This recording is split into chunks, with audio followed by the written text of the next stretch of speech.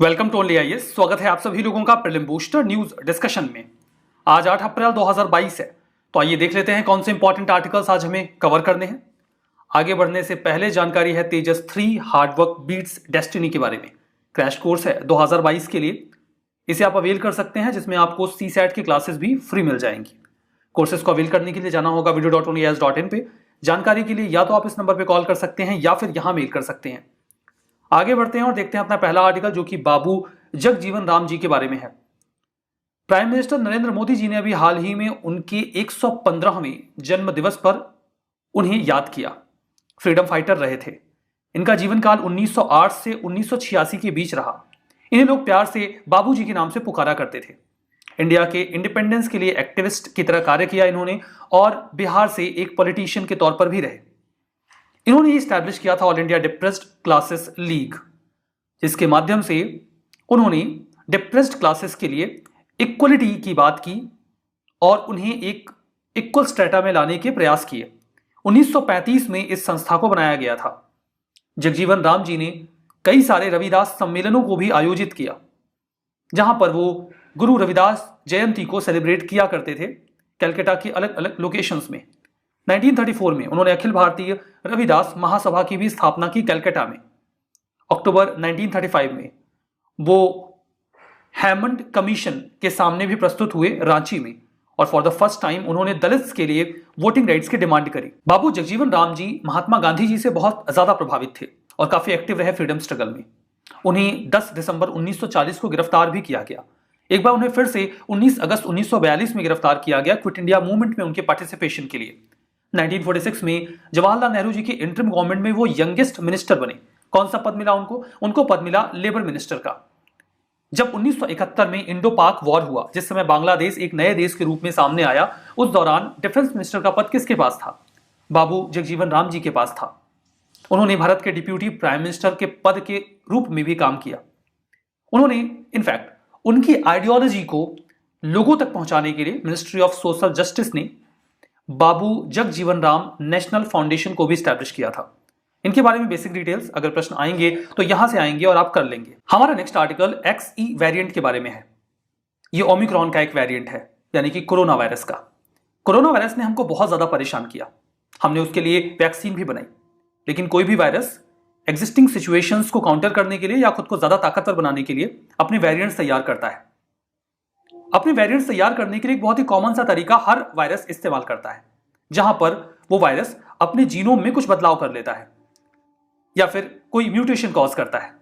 Usually हम इसे error बोलते हैं, लेकिन इन्हीं एरर के माध्यम से नए वेरिएंट्स बन जाते हैं। ये जो वेरिएंट्स हैं वो तो कई सारे कोरोना वायरस के आए और हमने उन्हें हैंडल भी किया। इन बिटवीन उसका एक बहुत ही स्ट्रॉन्ग वेरिएंट आया, दैट वाज ओमिक्रॉन। ओमिक्रॉन ने कोविड-19 की थर्ड वेव को कॉज किया और ये बाकी वेरिएंट्स की तुलना में सबसे तेजी से फैलने वाला वेरिएंट बना। लेकिन ये नए नए वेरिएंट्स बना के शायद कोरोना भी परेशान हो गया था। उसके बाद ओमिक्रॉन ने एक अजीबोगरीब कदम उठाया जो रेयरली कोई वायरस करता है, और ये बदतमीजी कही जाएगी। ओमिक्रॉन ने रिकॉम्बिनेशन का इस्तेमाल किया है। रिकॉम्बिनेशन का इस्तेमाल करके उसने एक नया वेरिएंट तैयार किया है, और ये जो रिकॉम्बिनेशन के बाद वेरिएंट तैयार हुआ है, इसे ही कहा गया है XE वेरिएंट। ये गलत है। अक्सर वायरस ऐसा नहीं करते और उन्हें ऐसा नहीं करना चाहिए। They should play fair. तो इसलिए इस समय तो ह्यूमंस यही कह सकते हैं कि चीटिंग करता है तू। ये चीटिंग ही है जो अभी ओमिक्रॉन ने की है। ये जो XE वेरिएंट आया है, ये ओमिक्रॉन का सब वेरिएंट है। माना जा रहा है कि ओमिक्रॉन की तुलना में ये 10% ज्यादा ताकतवर है और तेजी से फैलता है। XE को फॉर द फर्स्ट टाइम जनवरी 2022 में यूके में डिटेक्ट किया गया, और अभी अलग अलग देशों से लगभग इसके 600 सैंपल्स कलेक्ट किए गए हैं। ओमिक्रॉन के बेसिकली दो सब वेरिएंट्स थे। एक का नाम था BA.1 या BA.1 और दूसरे का BA.2। एक BA.3 सब वेरिएंट भी था, हालांकि उसे ज्यादा कोई भाव नहीं देता था क्योंकि वो ज्यादा लीथल नहीं था। अभी इन दोनों के कॉम्बिनेशन से, BA.1 और BA.2 के कॉम्बिनेशन से ये बना है XE वेरिएंट। ये एक रिकॉम्बिनेंट है। रिकॉम्बिनेंट वेरिएंट किसी भी वायरस का दो सब वेरिएंट्स के कॉम्बिनेशन से तैयार होता है। यह बहुत ही रेयर सिचुएशन होती है। अक्सर ऐसा वायरस नहीं करते, लेकिन ओमिक्रॉन ने ऐसा किया।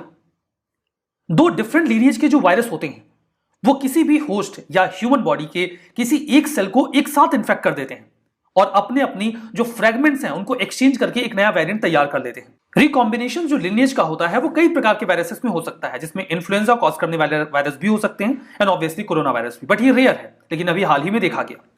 हमारा नेक्स्ट आर्टिकल गैनोडर्मा ल्यूसिडम के बारे में है। ये एक प्रकार का मशरूम है जिसे दुनिया भर में पॉपुलराइज करने की कोशिश की जा रही है ताकि लोगों के लिए ये लाइवलीहुड का साधन बने। ये एक मेडिसिनल मशरूम है, बहुत ही काम का होता है, कई प्रकार की हेल्थ डिसीजेस को हील करने के काम आता है, जैसे कि डायबिटीज, कैंसर, इन्फ्लेमेशन, अल्सर और जो बैक्टीरियल या स्किन इन्फेक्शन होते हैं उनमें भी ये काम आ जाता है। इसे सबसे काफी इंपॉर्टेंट मेडिसिनल मशरूम के रूप में रिकॉग्नाइज किया जाता है क्योंकि इसमें जो केमिकल कॉन्स्टिट्यूएंट्स पाए जाते हैं वो कई सारी बीमारियों का इलाज करते हैं। इसीलिए इसे कई सारे डेकोरेटिव नामों से पुकारा जाता है, जैसे कि mushroom of immortality, celestial herb, auspicious herb. इसे दुनिया भर में रेड रेशी मशरूम के नाम से भी पुकारा जाता है। अगर आप इसका इतिहास खंगालेंगे तो फाइंड आउट कि लगभग 5000 सालों से जाना जाता है। चाइना में लोग इसे 5000 सालों से जानते रहे हैं। इसका जिक्र आपको कई सारे देशों के हिस्टोरिकल और मेडिकल रिकॉर्ड्स में मिल जाएगा, जैसे कि जापान, कोरिया, मलेशिया, यहां तक कि इंडिया भी। ये यूजुअली या तो लकड़ी पर या लकड़ी जैसे किसी सबस्ट्रेट पर पैदा होता है या उगता है। इसे चाहिए होता है वार्म और ह्यूमिड क्लाइमेट, जैसे लकड़ी की भूसी है तो वहां पर भी ये उग सकता है। हमारा नेक्स्ट आर्टिकल निपाह वायरस के बारे में है। अभी 51 बैट्स जो कैप्चर किए गए कर्नाटका, केरला, तमिलनाडु और पुदुचेरी से, वहां पर हमें IgG एंटीबॉडीज मिली हैं बैट्स में निपाह वायरस की, मतलब वो इससे इन्फेक्टेड रहे होंगे। निपाह वायरस एक जेनेटिक वायरस है। जेनेटिक का मतलब ये होता है कि ये बीमारी, ये जो वायरस होते हैं ये बीमारी को किसी एनिमल से इंसान में कॉज कर सकते हैं। इसे मलेशिया और सिंगापुर में 1998 और 1999 में for the first time detect किया गया।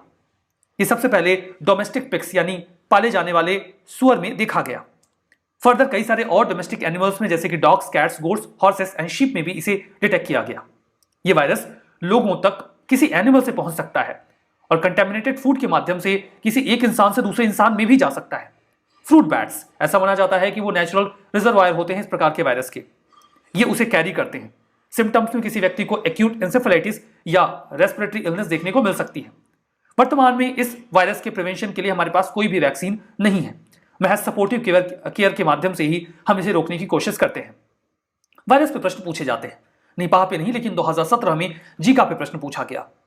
पहला स्टेटमेंट था कि ट्रॉपिकल रीजन में जीका वायरस डिसीज कुछ या जो is transmitted by the same mosquito that transmits dengue, मतलब ये डेंगू ट्रांसमिट करने वाले मॉस्किटो से ही फैलता है जीका वायरस का सेक्सुअल ट्रांसमिशन भी पॉसिबल है। यहां पर दो के दोनों ही गिवन स्टेटमेंट्स करेक्ट हैं, सो सी विल बी द आंसर। हमारा next article tour of duty scheme के बारे में है। इसके माध्यम से बहुत ही कम समय के लिए यंगस्टर्स को रिक्रूट किया जाएगा आर्मी में। प्लान तो नेवी और एयरफोर्स का भी है, बट शुरुआत आर्मी के साथ होगी। इसका मतलब यह होगा कि बहुत ही कम समय के लिए, जैसे कि 3 या 5 सालों के लिए यंगस्टर्स को आर्म फोर्सेस में हायर किया जाएगा। इस प्रकार के आइडिया को फॉर द फर्स्ट टाइम 2020 में इनिशिएट किया गया था late chief of defence staff general Bipin Rawat, जिनका अब देहांत हो चुका है।